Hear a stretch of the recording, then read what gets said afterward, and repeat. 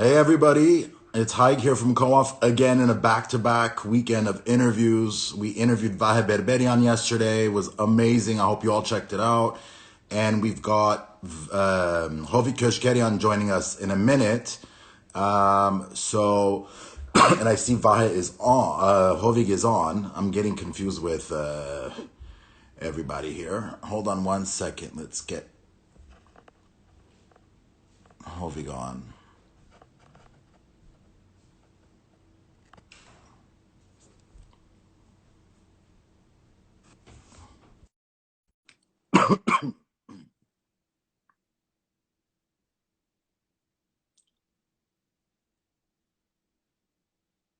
Let's see here.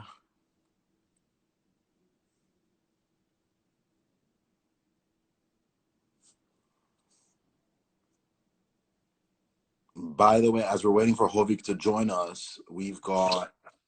There we go, Hovik. Oh my God.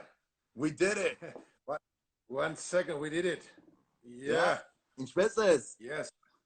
Lavem, du nicht so Hoşat pangı kırengor Yeah. im skrimi vëra gelengor. Yeah. Im screen Sverayal. So basically, I will help you so you don't have to worry about that. We can take questions from people watching, and Okay. I will direct the questions to you. But if you see something while we're chatting and you want to answer it, that's fine. But yes, I'll ask you some of the questions from people watching us live. Okay. So what's going on, man? You good? I'm okay. So we're on live already? We're live right now. People are watching Oh us. my God. Okay. First time I do this on Instagram because I don't have an Instagram, so I didn't know if we were talking like so. Hello to everybody. Paref Amenut. So we've got. Hi, I'm very happy. We're happy to have you. We're happy to have. Oh, We've got my pleasure. My pleasure. we've got people from all over the world joining, from Armenia, Europe, the U.S. So we've got, it's going to be a fun call. We'll take your questions throughout the interview, guys. Hovik, My pleasure. you're in Spain right now. Yeah, I'm in my home in a small village up in the mountain, like 45 kilometers out of Madrid. Yeah. It's the village that when the civil war started in Beirut is where I grew up with my big brother, with my sister, and with my father and my mother. So and I spent something like 20 years in Madrid in the capital, but 7 years ago I decided to move again to the village, and I'm happy. I'm in my home, man. Well, as you know, Co-op is, our work is in the villages of Armenia. So I can relate to that because my dream is to end up in a village one day. And I feel most at home in my Armenian mountain man mode when I'm in the villages of Armenia. So I'm sure you're enjoying the village town life, and good for you, man. Oh my God, yeah, I'm happy. I'm a privilege for me. So Vahe Gasemor, because I interviewed Vahe and he says, Yeah. How was with the great? With the great yesterday Vahe. I had a great interview with Vahe, and he was like, say hi to Hovik, say hi to Hovik tomorrow, and everything. So no problem, man. It's a great confusion. No problem. Vahe yeah, is a great man. No, yeah, but we need to get you some. pieces. We need to get you some braids, man. Yes. Can you imagine in your boxing days if you had like those braids when you were boxing? Oh, I think I'm not sure, but it's not allowed to have you have like a long hair, but you have to put it there. Yeah, you can, but I can't imagine. Would have been funny that.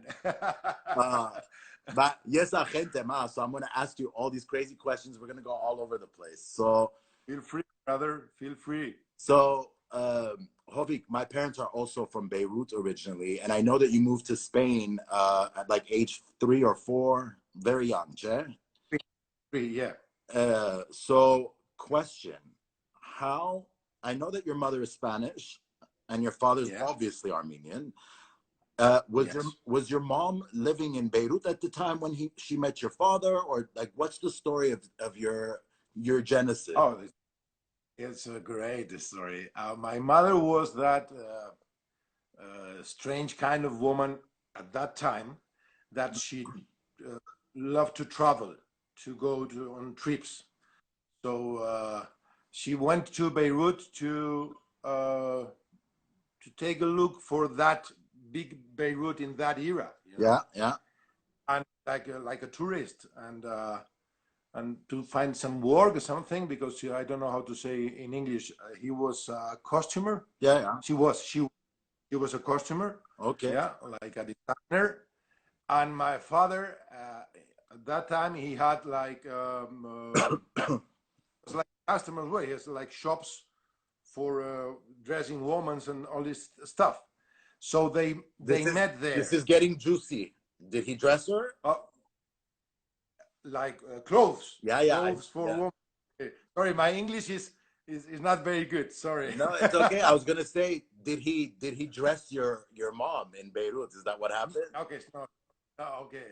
I think he dressed it and he undressed it. I hope so. I was hoping that was gonna be your response. Okay. I hope, but if you say it in English, if we talk in Spanish, I can catch everything and I can give you an answer. But in English, is a little bit difficult for me. So they fell in love. And we're here, man. That's awesome. That's man. it. Awesome. So, Hovik, what was it like? I'm very curious because, Spain is not a very, in the Armenian diaspora, it's not like Spain had a huge Armenian community. So what was it like growing up in Spain as an Armenian? And, I don't know, like Madrid probably doesn't have a big Armenian community. Did you grow up always having to explain what Armenian is, what your background is while growing up in Spain?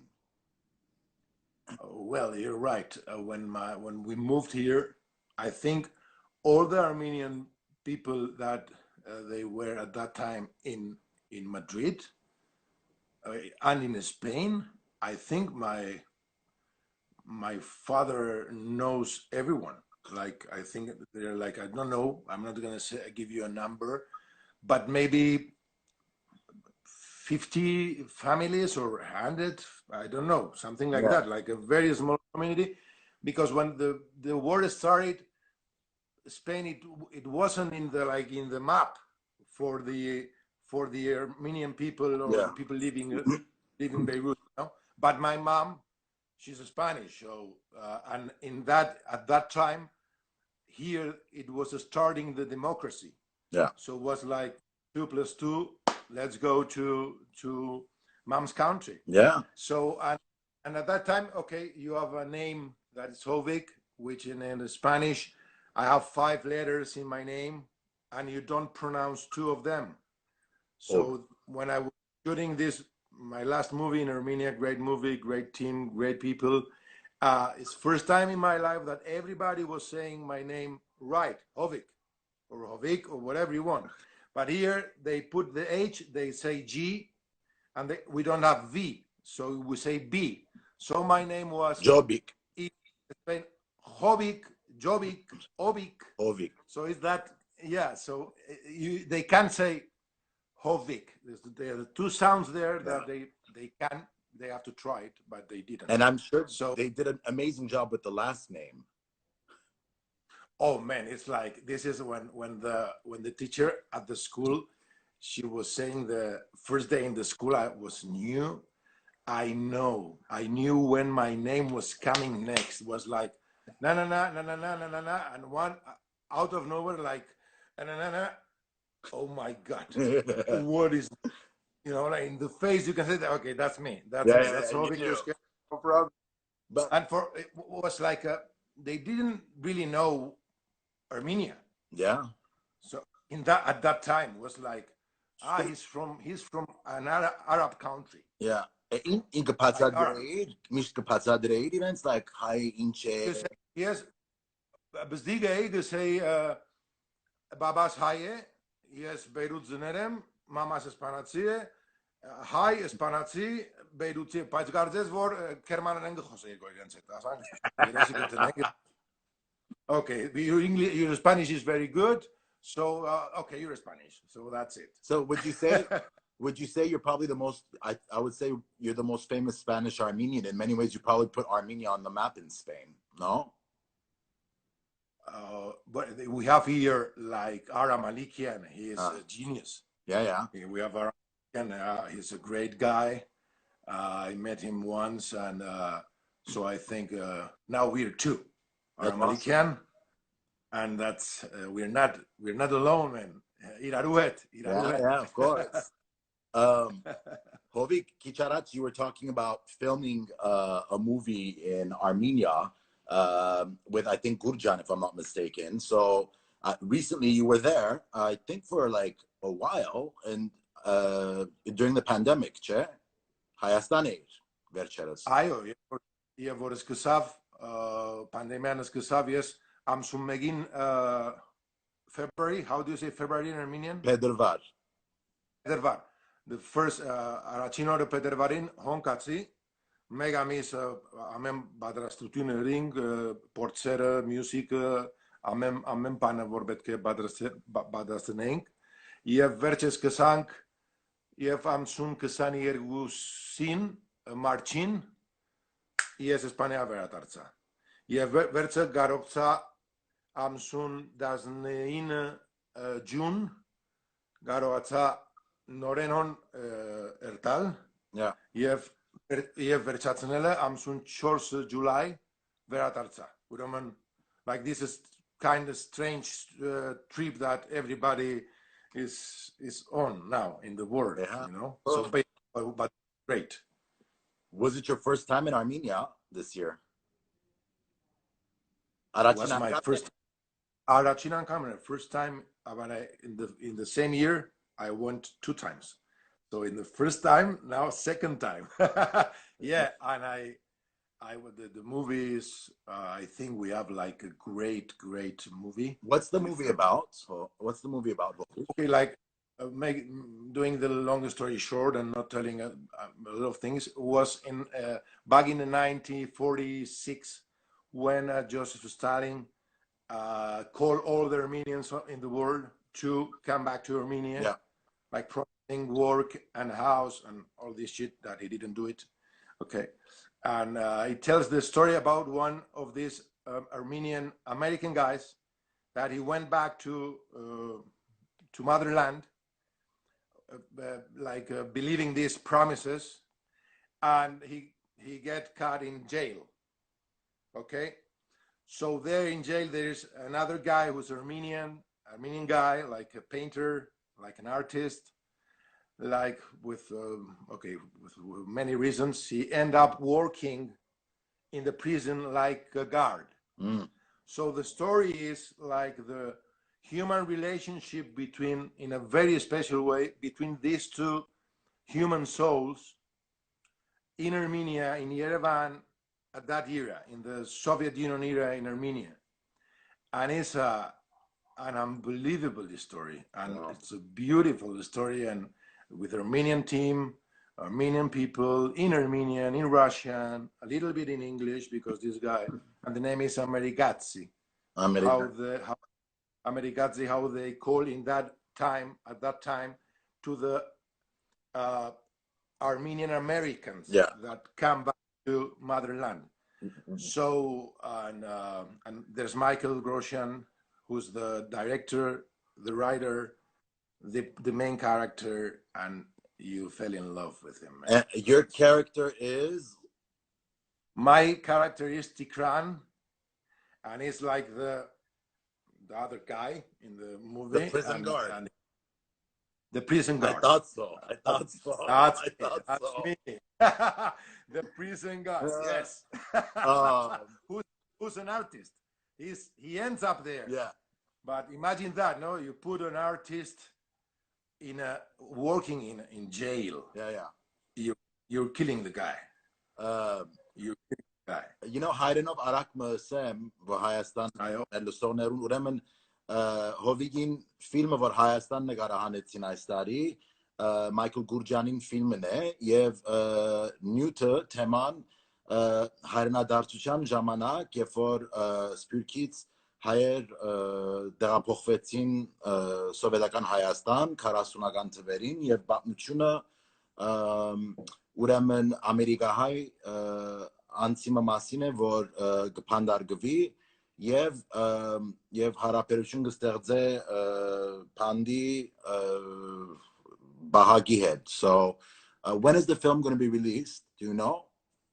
We don't know, but it's going to be next year. Okay, all right. It's going to be next 21. Very cool. So I don't know. Now they are editing the movie, so I don't know, but next year. Cool. Sure.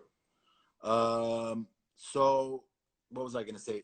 I thank you for joining us. I know you're going to start filming in a couple of days for season 5 of Money Heist. Che? No, we already started. Okay, you already started. I thought you were filming after the 4th of September. No, I told Irina. She's great, Irina. She is. She's hello, Irina. I told her if we're gonna do something, let's do it in these days that I was free. I was going to shoot again the 4th of September, but we started like a month ago. Yeah. We are working, but what I'm going to shoot the 4th of September. Hovik, where do you shoot? Is it all local in Spain, or like where do you typically shoot? Okay, the main thing is in Madrid. Yeah. Some things in the set, like indoors. Yeah. And there's like, you know, the series, like many locations, but the more or less the whole thing is in Madrid or in Spain. Of course, we went to Copenhagen to start the shooting.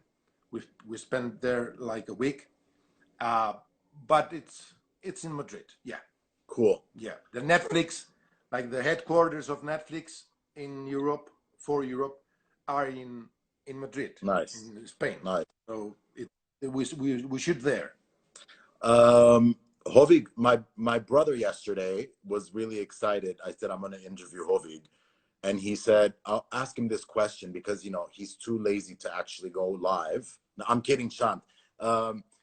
He said, how similar is Bogota to Hovik? Because your role is very sort of calm, tranquil, everything's going to be okay. Is Hovik Keuchkerian very calm, everything's going to be okay, kind of an attitude, like with just like a quick snap to somebody's neck, or are you crazy? In real life? Oh man, I love this question. I love this question. Because when I was building Bogota, I was talking with I went and talked with the director and first day I told him, listen, man,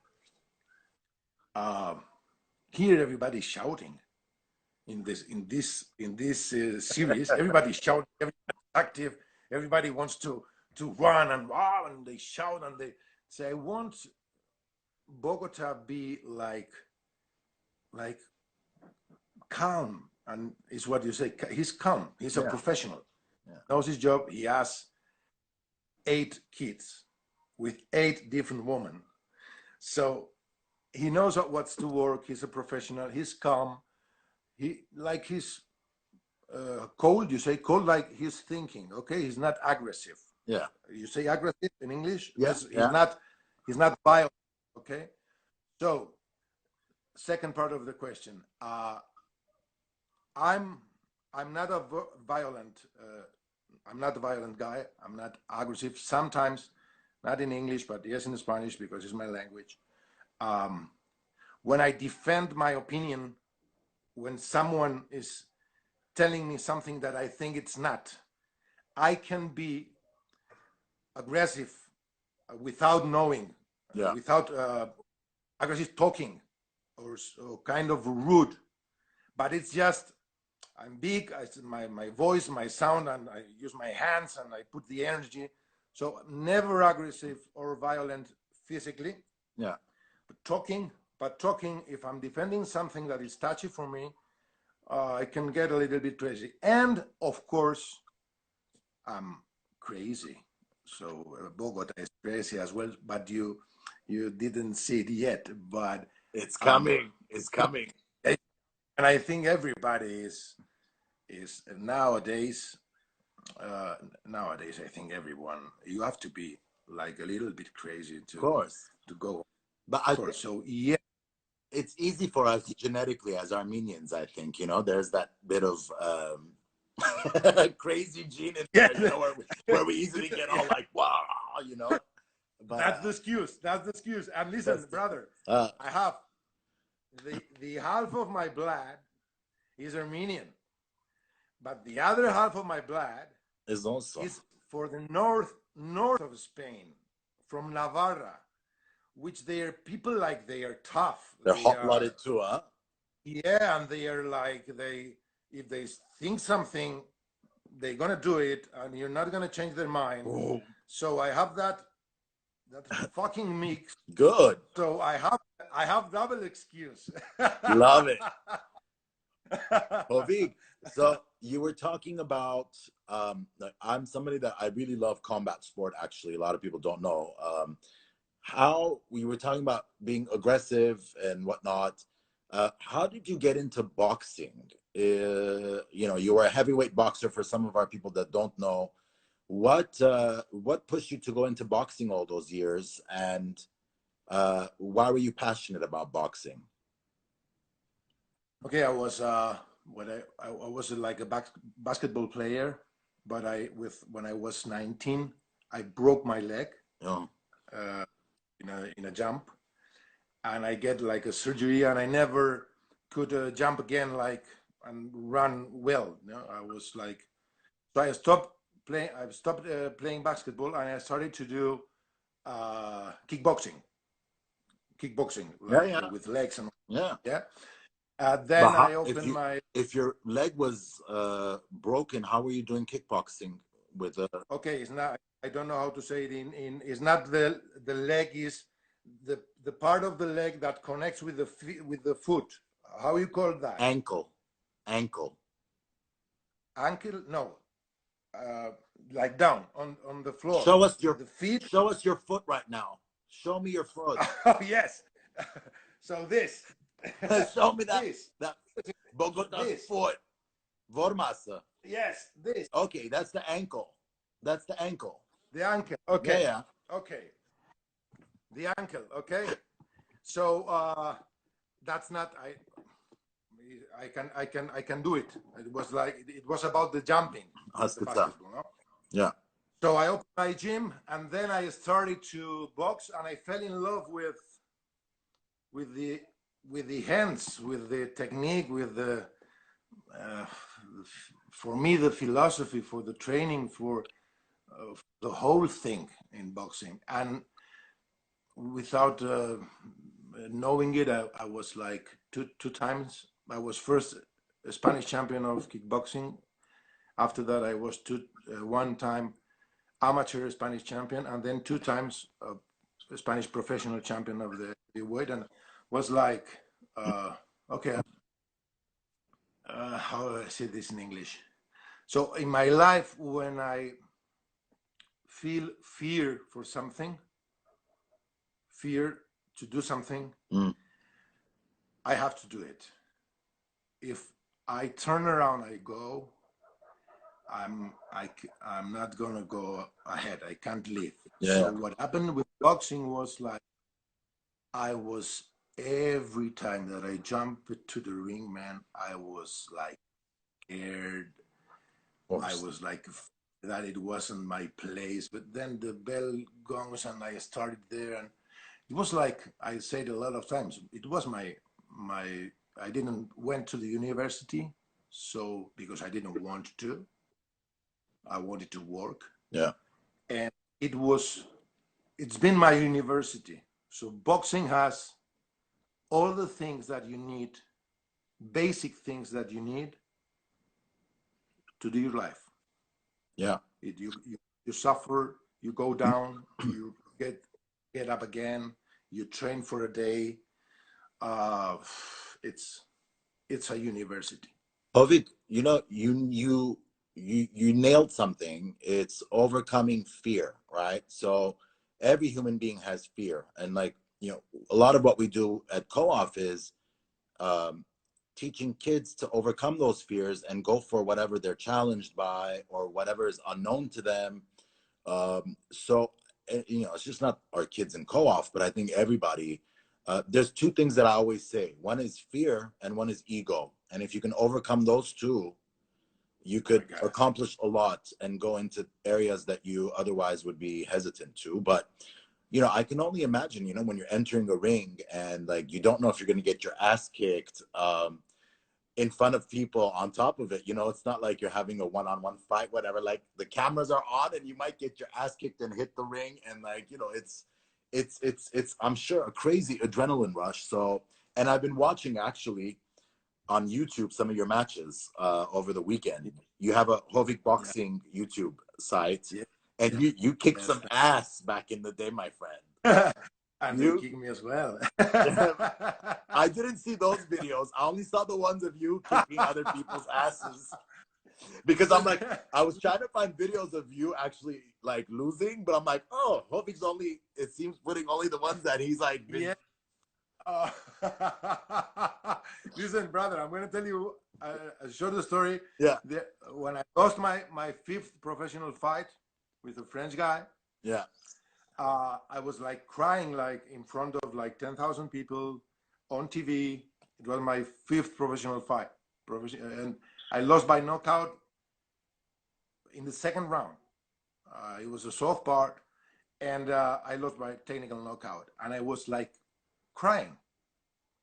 I was crying because one of the things when you have to know, I learned it that day, not that day, like some days after that and a month after that, you have to learn that you're going to lose sometime. Yeah. And you're going to lose like more than once. And I was crying.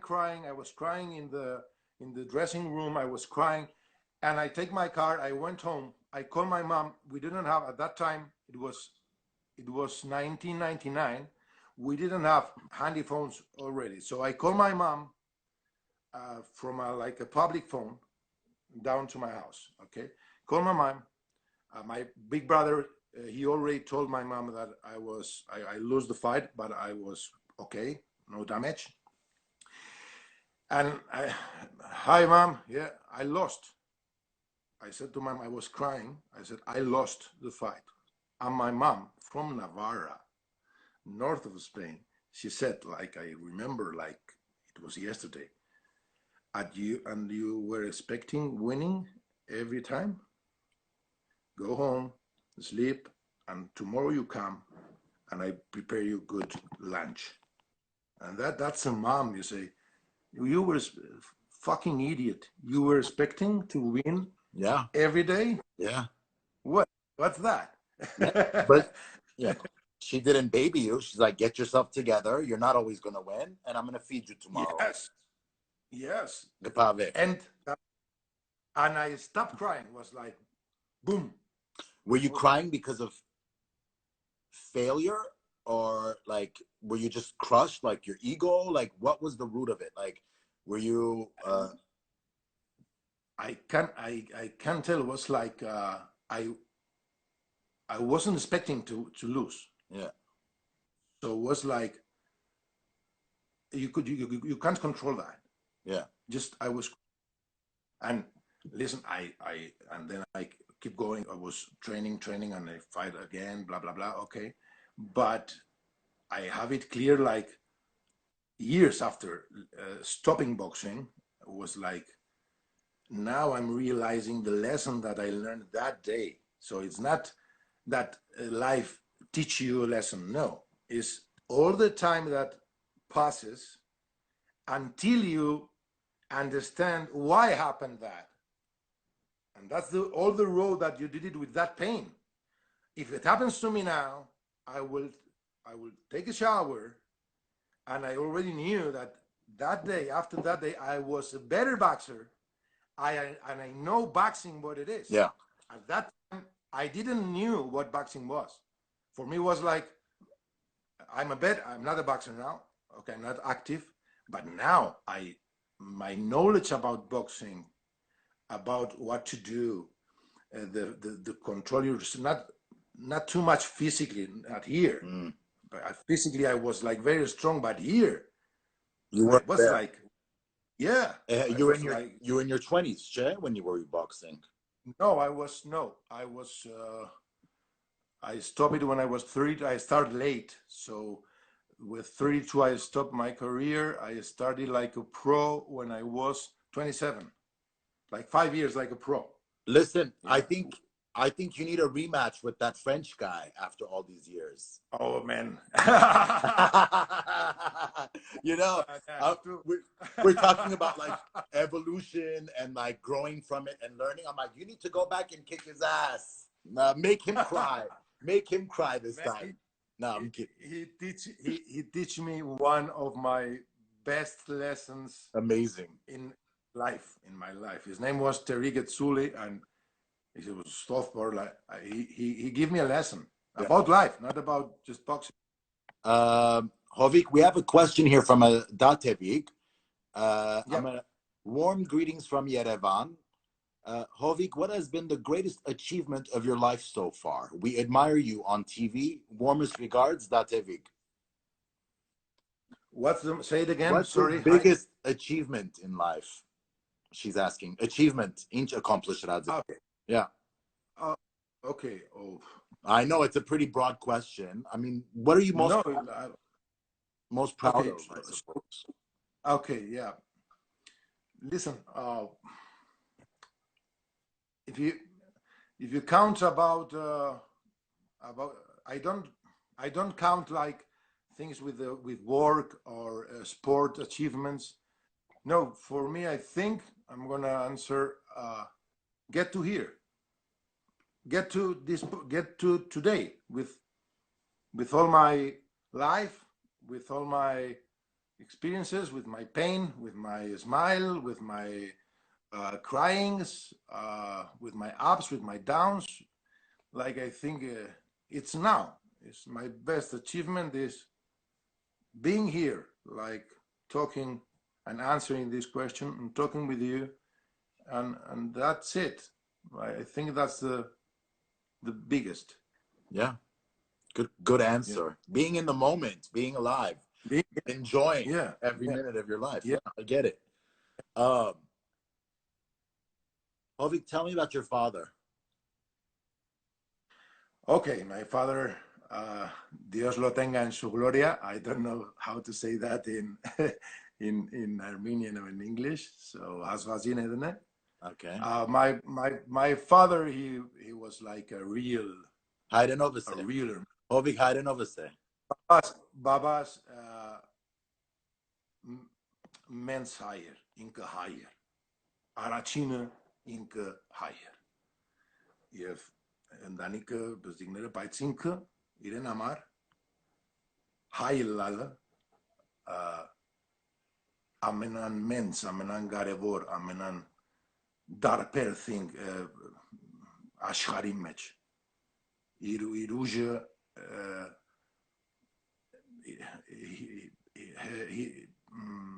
his strong was because he was Armenian. He felt like an Armenian, and he lived his life like an Armenian.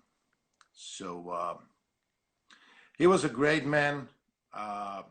He was like a hard worker. For me, and this is like a kind of a personal thing that I usually don't talk about these things in interviews, but now no one we don't have to. We don't have to go there. No, but he's.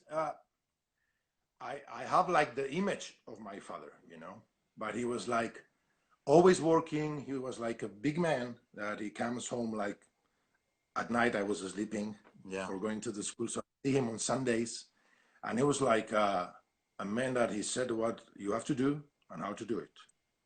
And that's it. Okay, and verchatzav. I have two hayes. You have vorasang hos. Babas engermuner anuna arpiarer. Amo arpiar mezi amar. Dunu gukar hayrengu sorvetsner mezi. Espania inisun vetsin. Yeah. Inisun vetsin, inisun yodin, inisun yotanasun. Yotanasun yotin, yotanasun utin.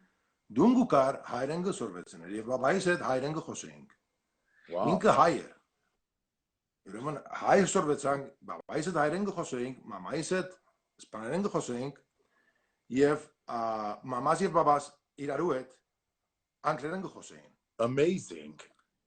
Yes, մամաս հայրեն սորվեցավ, Մամա ախպերի հարցնեի հիմա, մամա սորվեցավ հայրեն։ Մամաս, Որ հասկնա ինչ կլագոր, չէ։ I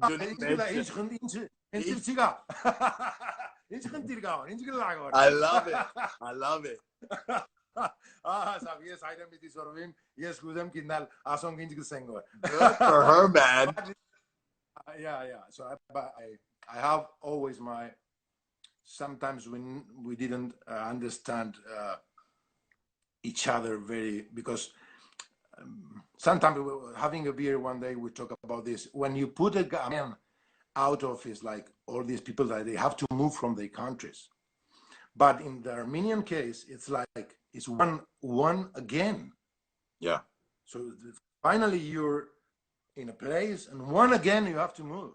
Yeah. So what happened with my father was he got here and he get like more, how do you say, extremist. Yeah. Like of being Armenian. He was going never to lose his culture, his ideas, never. So it's like Spain, an Armenian, like big Armenian like that. It's like, and with a mother with like my mom, that's a fucking bomb, man. That's a bomb. So sometimes yeah, but she embraced it. Obviously, she's like, "Hi, Tom, it's not fine." Yeah, of course. Bravo. Yeah, bravo. Of course. Yeah. I now I'm a man. I'm 47. Now I like many times, if I can wish something, one thing, like a musician can, okay, you can ask one thing. Now, with 47, with my life, I want to share a bottle of whiskey with my dad and talk to him, like man to man. Like, I love you, but I think that you're a great Armenian, but in this, I think you're wrong. Not in the kid, no, with the man. And I think like, but I have like a long chats with him, and I know he's proud and he's happy. Good. Hovik, you know what? No. That generation in Armenian culture wasn't always, because their parents, I think, went through so much trouble. This is what I've come to, because my father's the opposite. My father's a very communicative, emotional, which is very rare. So my friends were all like, wow, your dad, like, really expressive and whatever. But, there is this trauma, I think, that we've had that's cross-generational, that whether it was from the genocide or the troubles of, communism and all these different traumas that we've had, like you said, relocating from country to country, adjusting to that culture, whether in your Lebanese culture, Spanish culture, American culture, I think they were in so much survival mode wherever they landed. It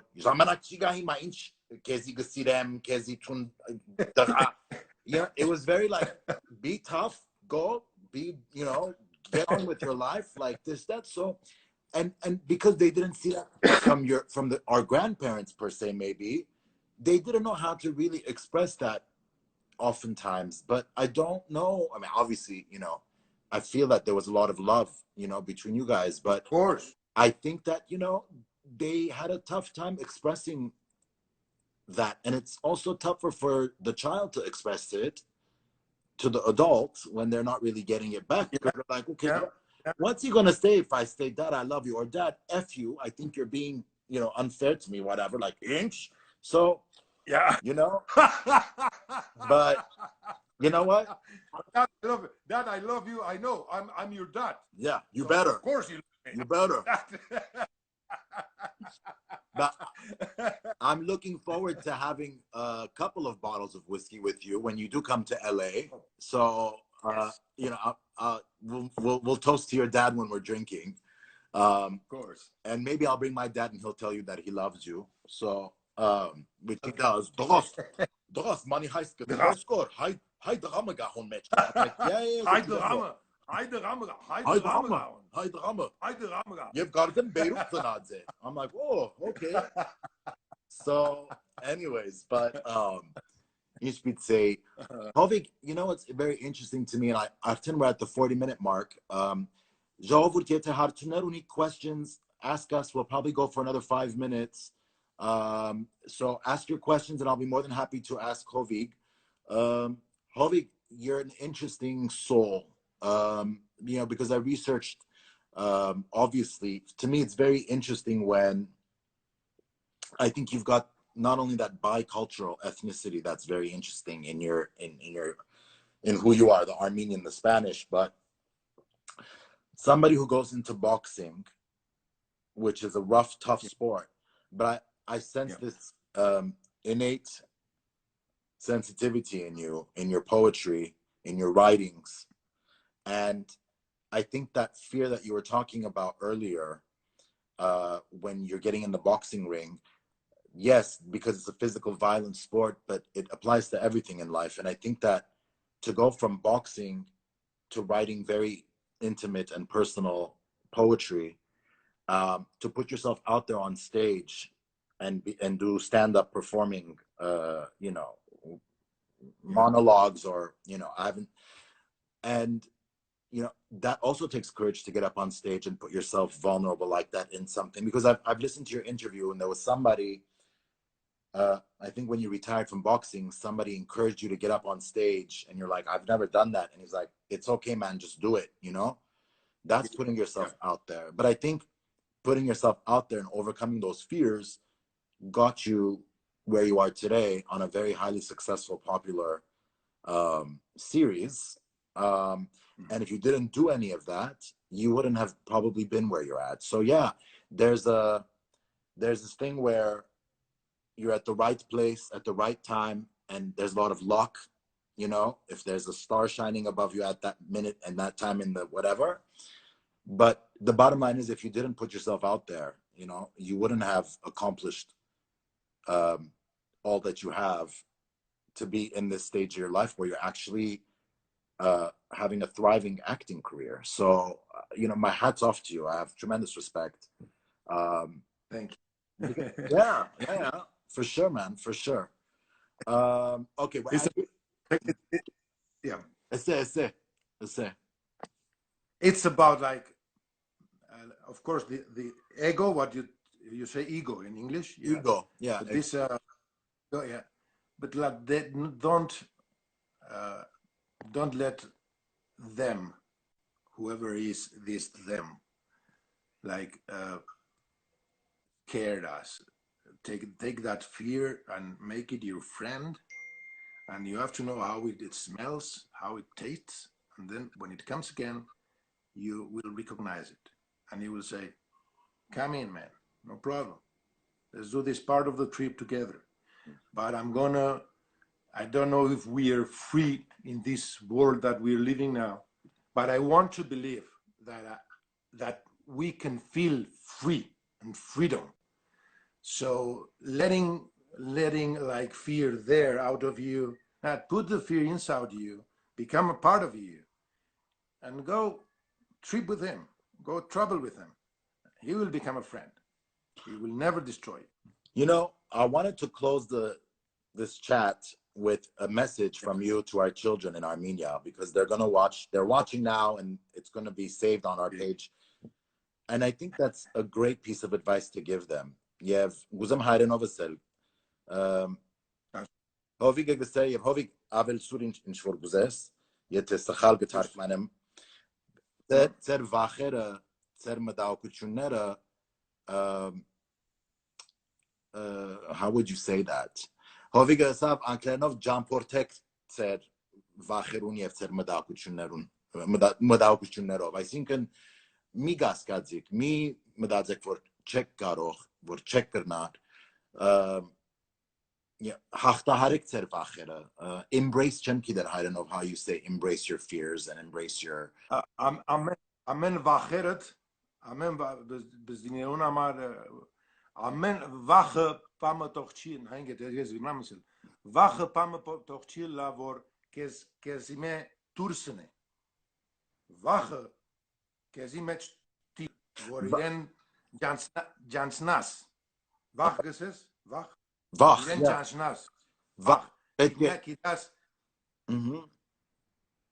Yeah, so it's coming back to me. Vache bet gematcht and gergek.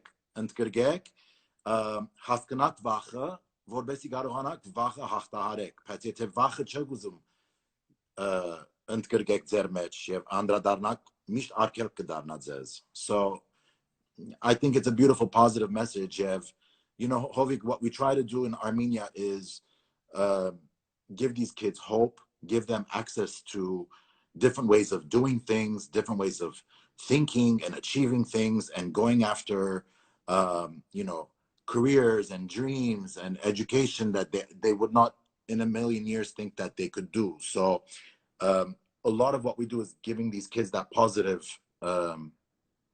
optimistic sort of thinking so that they could actually go and pursue these things. So, I always, our guests, I always try to connect and inspire because, we do these interviews because, we want to show that, Co-op has dear friends that support our work, but also, to inspire them and to show them, that you gernas vorosh deger hasnil. So, I appreciate that, and I hope that our kids will find inspiration and things like that. All my colleagues in Yerevan are sending me translations in Armenian of how you say these things. Anyways, in Armenian. Untunel vachern u janachel drank. Ayo. The line is Hima Yegaf Vachin Vachkot Chesgernarelal. Okay, in one line. Vachin Vachkot Chesgernarelal. Yeah. You have to face it. You have to face it. Jishtes. Inspitze. Night, I know we've already gone 45 minutes. It just flew like this. And I appreciate you being with us, Hovik. We're all looking forward to season 5. I know that there's Martika Hartzinen, Hingerot Sezona Gelesvigor. No? Gelesvigor by Tunches Yeres Chisargigor. Hima Geshargigor. Anyways, my question, I want to thank you for joining us, Hovik. Merci for merhurne raisor. Poloris Anhamper, we're very impatient for season 5. I know Mikani Hoki Hartutin, a couple of people asked, can you tell us some stuff about season 5? But I'm not going to put you in that position because let people be surprised. I thank you for joining us. I look forward to meeting you in person in LA. I look forward to the next time you're in Armenia where we can show you our work so that you can meet our kids. Anything you want to say before we say goodbye today? I want to say, I want to say, I want to say all the Armenian children that you are helping with this co-op initiative, which I want to be a part of course, and we are starting today. I want to say thank you, Haik, thank you to Irina, thank you to Chus, who is Jesus is the Spanish guy who put us in contact. A good friend is Spanish, is in Armenia, doing a great job as well. Gracias. And gracias, Jesus. And for the children, for the Armenian guys, I will be there when I finish. I'm going to go there. I'm going to spend some time in Yerevan without working, just in Yerevan, in Armenia. And I will go and I see you. And I'm the one who's learning about you. I'm learning what you're teaching me. And be strong, be tough, and be sensitive. Okay? Don't forget to be sensitive and emotional. We are human beings, so tough, like good work, but be sensitive and and dream and dream. I'm there with you, kids, and I will see you soon. Okay? Thank you. Hi. Thank you, Hovik. Thank you very much. We'll be in touch. Thank you. All right. We'll Okay, be my in touch. friend. Hadi. Patrick Ner. Bye. Bye. Bye. Bye. Bye-bye.